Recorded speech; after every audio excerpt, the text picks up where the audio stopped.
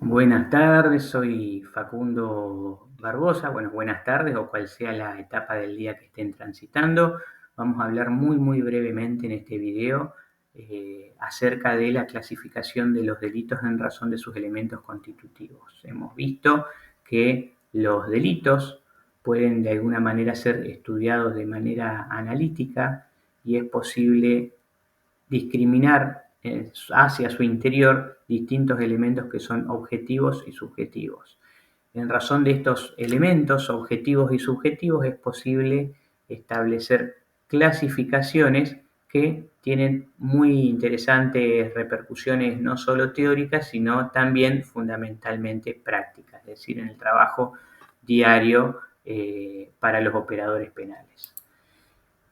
La primera clasificación que podemos establecer en función de los elementos objetivos del tipo es la distinción entre delitos de resultado y delitos de actividad. ¿Sí? En los delitos de resultado lo que tenemos es un resultado precisamente de peligro o de lesión del objeto de la acción que se separa en el tiempo y se separa en el espacio de precisamente el comportamiento típico. Mientras que en los delitos de actividad lo que tenemos es precisamente un delito que se consuma con la realización del último comportamiento típico.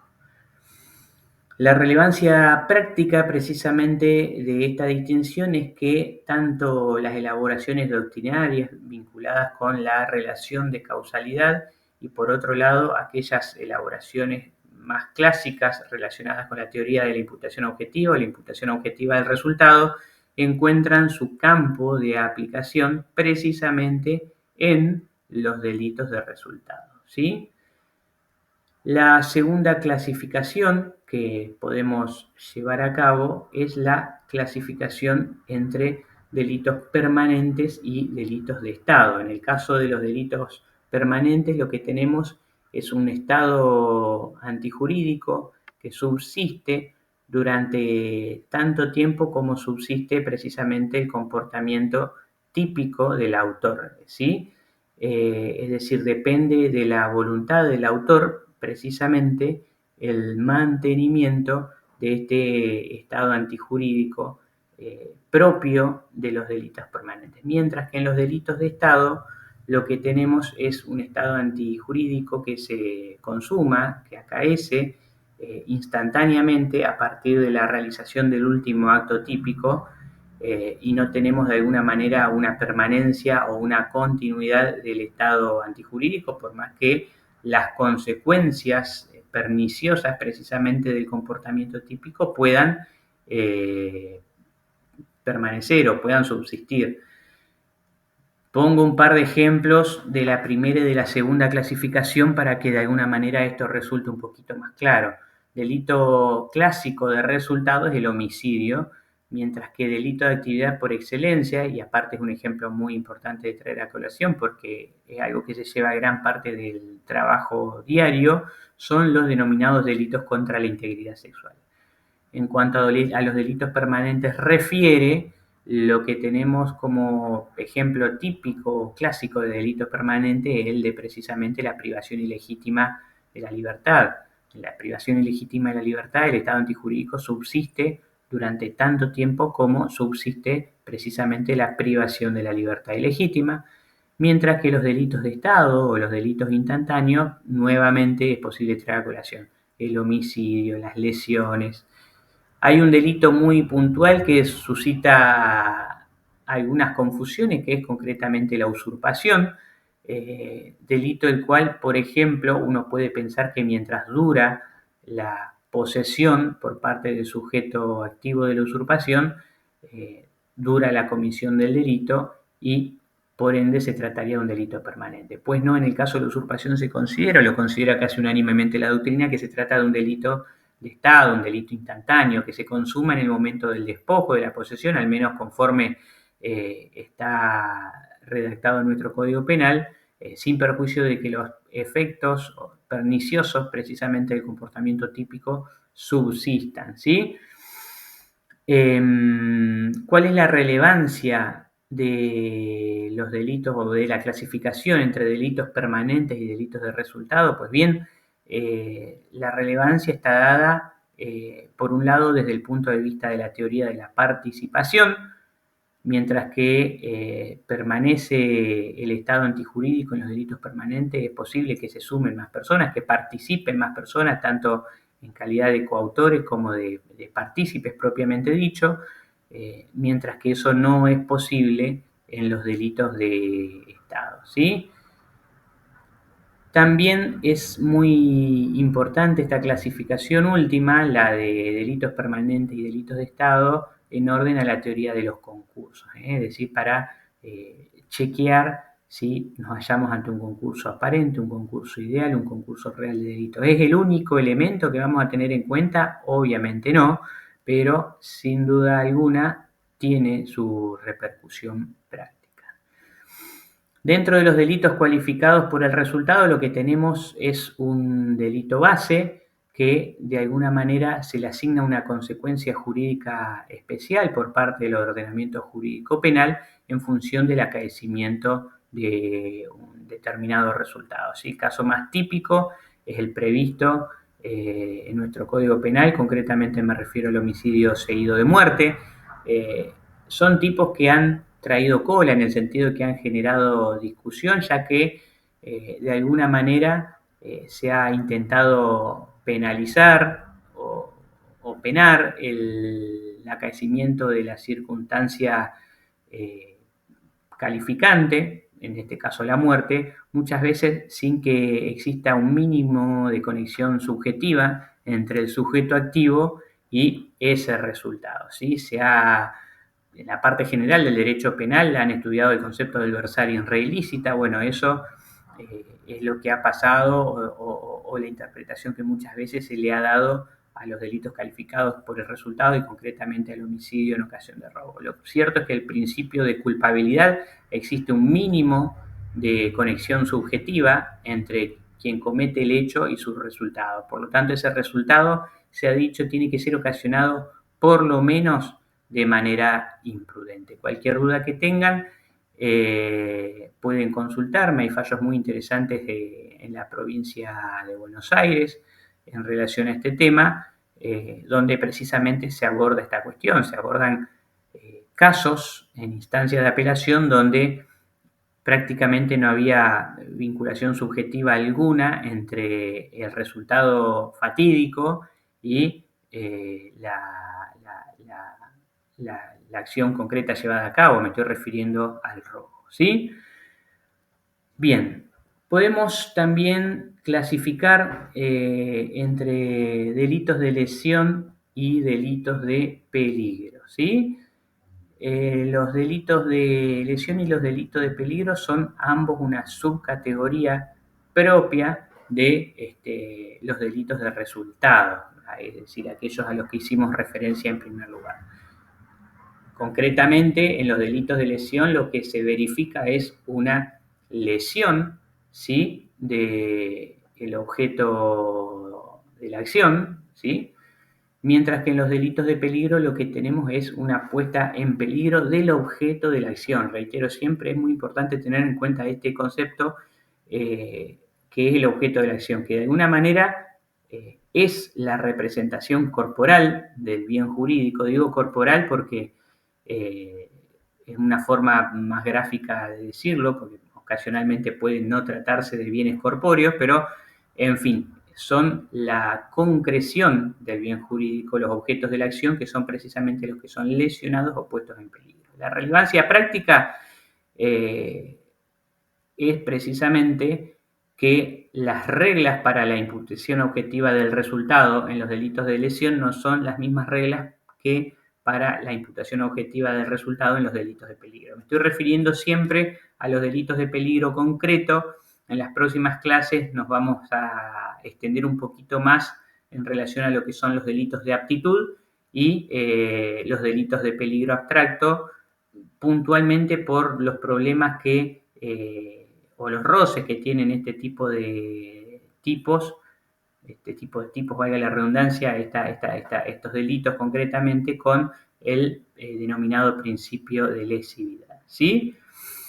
Los delitos de emprendimiento son aquellos delitos en los cuales se castiga de la misma manera la consumación de la acción típica como su tentativa. Para ponerlo de manera clara, tenemos el ejemplo de la tenencia con fines de comercialización de sustancias estupefacientes. La ley 23.737 tiene la particularidad de que establece una escala penal plana, para decirlo de alguna manera, que abarca todo lo que son actos preparatorios, tentativa y comercialización de estupefacientes. Si vemos el artículo 5 de la ley 23.737, vamos a ver que la tenencia de sustancias estupefacientes con fines de comercialización recibe exactamente la misma pena que la comercialización de estupefacientes propiamente dichas. Y estos son los delitos de emprendimiento, donde el legislador,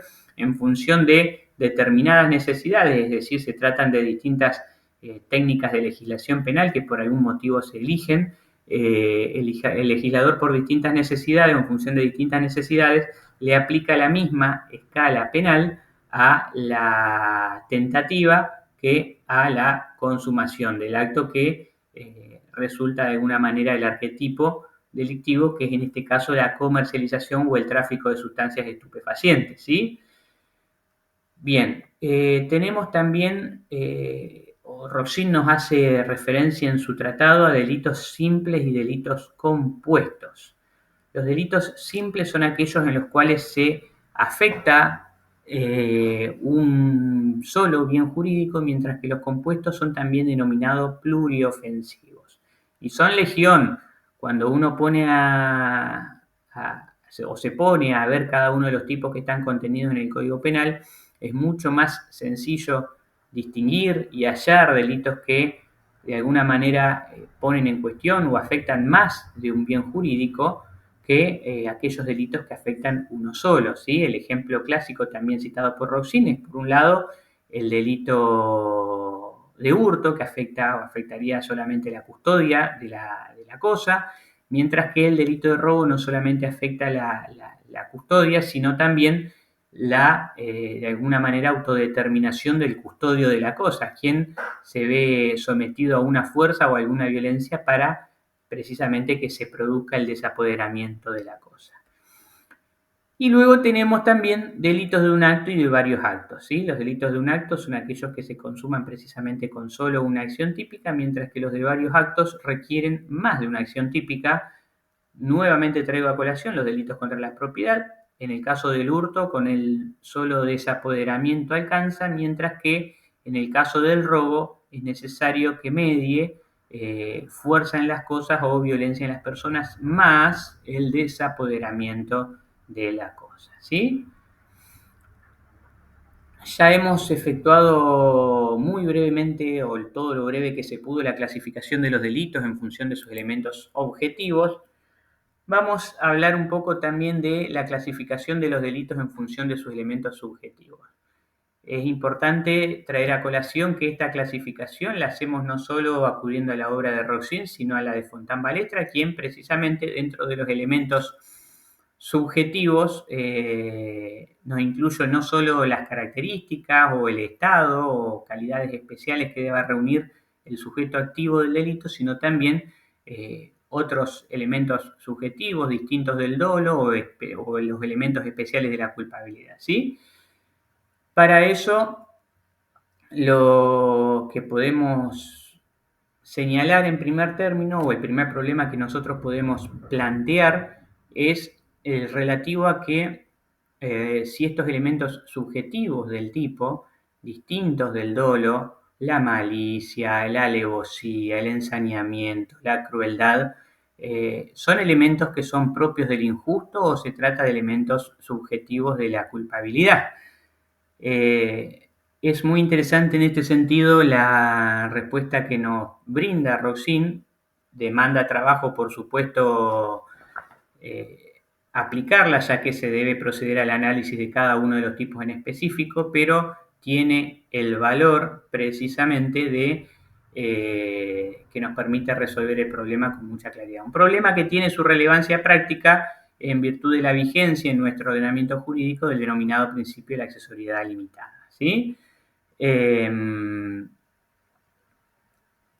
Nos dice Roxin precisamente que estos elementos subjetivos van a formar parte del injusto o van a formar parte de la culpabilidad, y eso se establecerá de acuerdo al tipo o con una referencia al tipo. Así que si estos elementos subjetivos de alguna manera se refieren o tienen alguna vinculación con el objeto de la acción, o a la forma de su menoscabo, o a la forma de afectación del bien jurídico, se trata de elementos que son propios del injusto. Mientras que si se trata, o estamos hablando de elementos subjetivos que de alguna manera se vinculan con tendencias internas del sujeto, que no tienen una vinculación, o al menos no tienen una vinculación directa con el objeto de la acción, o no tiene una vinculación directa con la forma de menoscabo del objeto de la acción o con la afectación del bien jurídico, son en realidad especiales elementos subjetivos de la culpabilidad, ¿sí? La relevancia, bueno, ya lo he explicado, tiene que ver más que nada con la teoría de la participación y la teoría y la aplicación precisamente de la teoría de la accesoriedad limitada. Y también es posible distinguir, nos dice Roxin, entre estos especiales elementos subjetivos que encontramos en los tipos penales, de los denominados elementos de la actitud interna. Elementos de la actitud interna que pueden ser propios o impropios.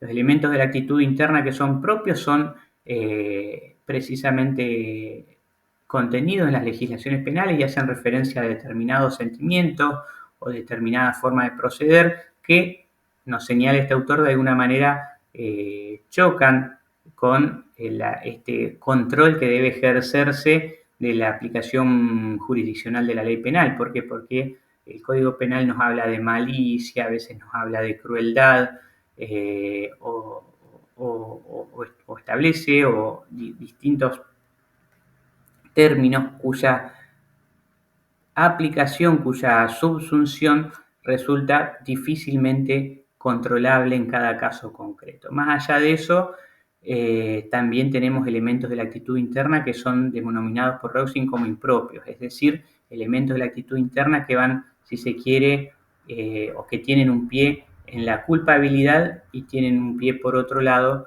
en el injusto.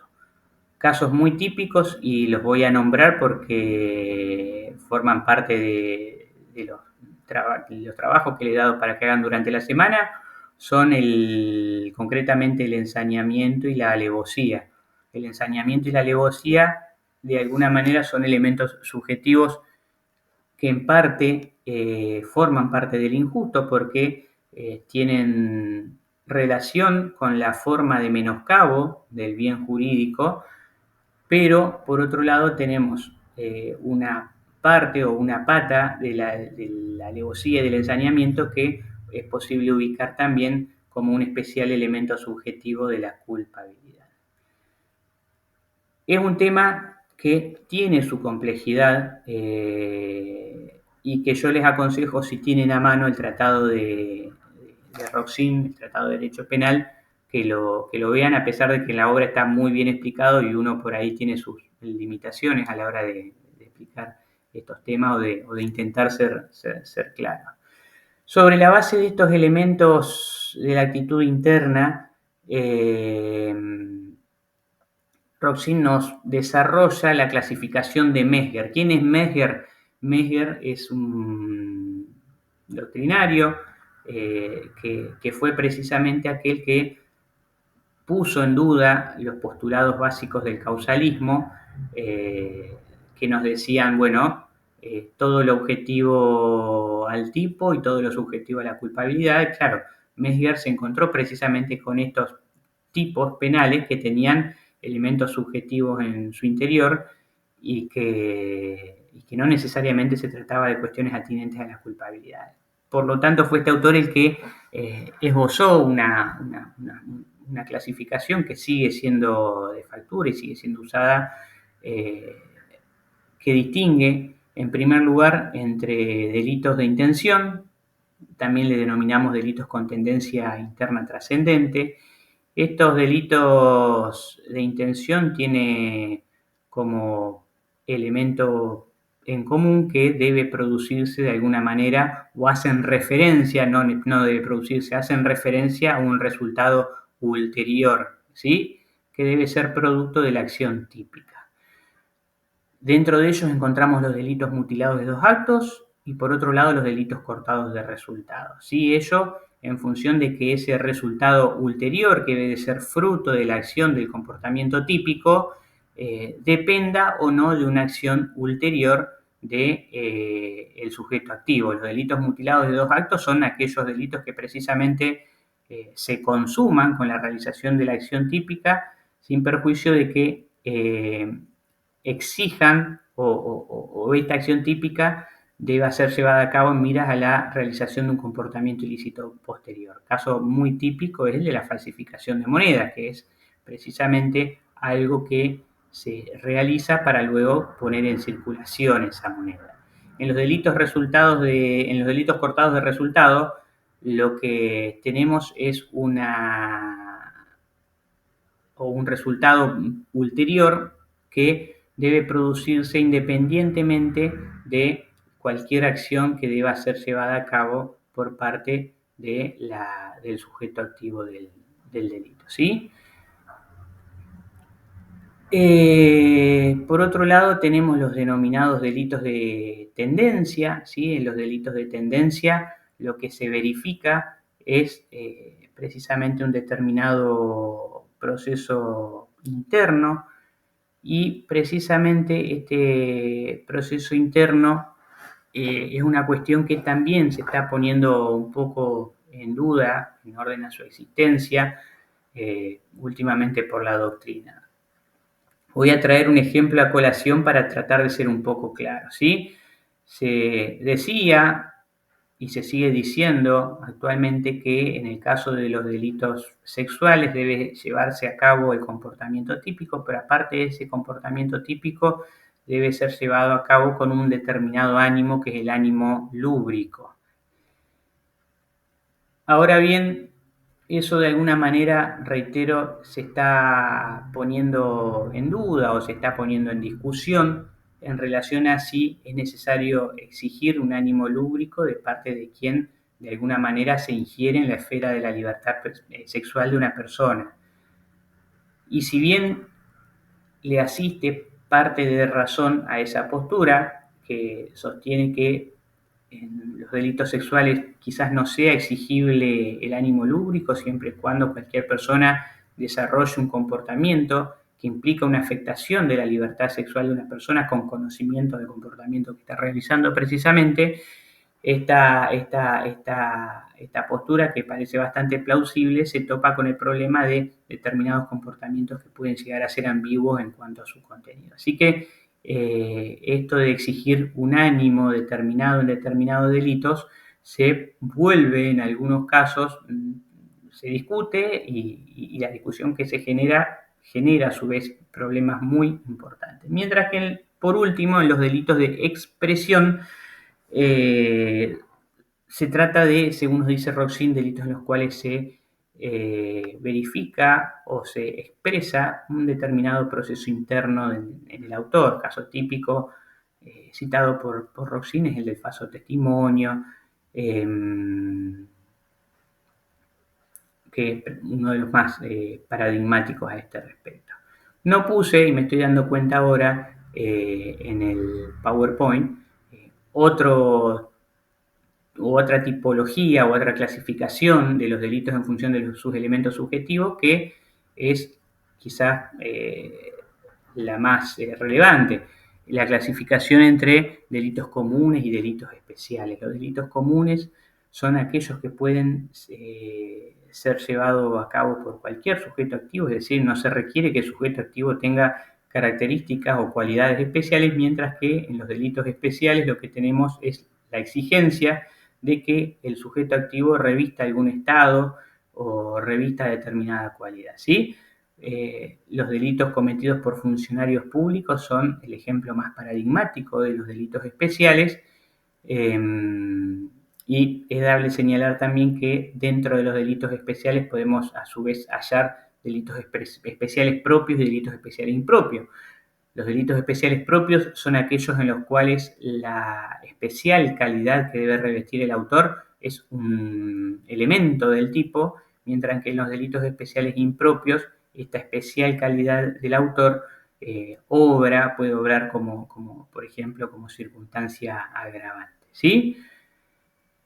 Ya hemos entonces, y espero que un poco se haya entendido, llevado a cabo esta clasificación de los delitos en función de sus elementos subjetivos y objetivos. Les reitero, en primer lugar, pueden hacerme todas las consultas que deseen por los canales que tenemos abiertos. Y por otro lado, también señalarles esto, es decir, esta clasificación se ha expuesto cruzando estos dos textos, con las salvedades que ya hemos hablado en la clase, ¿no? En relación a la obra de Fontán Balestra. Se ha efectuado cruzando precisamente la obra de Fontán Balestra con el Tratado de Derecho Penal de Rossini. Espero que tengan muy buenas tardes o que continúen su día felizmente. Estamos en contacto. Muchas gracias.